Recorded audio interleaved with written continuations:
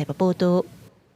讲到台积电为了扩大生产两奈米，打算伫高雄起第3间厂房。虽然市府也无愿意公布讲要设伫倒位，不过台积电估计是受到带动，今仔一个开盘就起37块，买手是起38块，冲到626块的高点。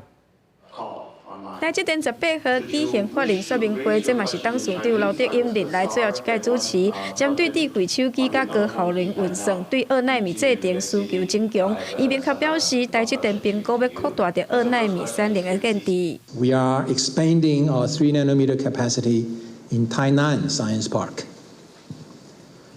We are also preparing our N2 volume production starting in 2025.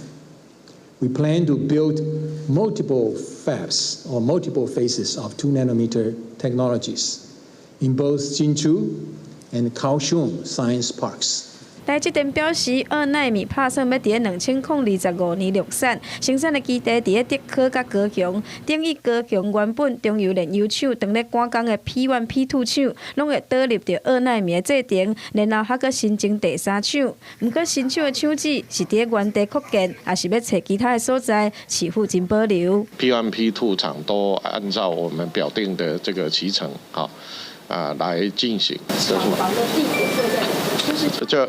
这个还在评估，就是整体的这个部分，我们都会做评估。市府强调，台积电所需要的水甲电拢唔免烦恼，因嘛因为这届法人说明会讲到今年美元营收有机会连成长超过2成，半导体产业会当回温。19号一开盘，股价就起37块，尾前一天588块，起破600大关，重新登去去年2月的高点。记者王柳婷、明昭宽高雄报道。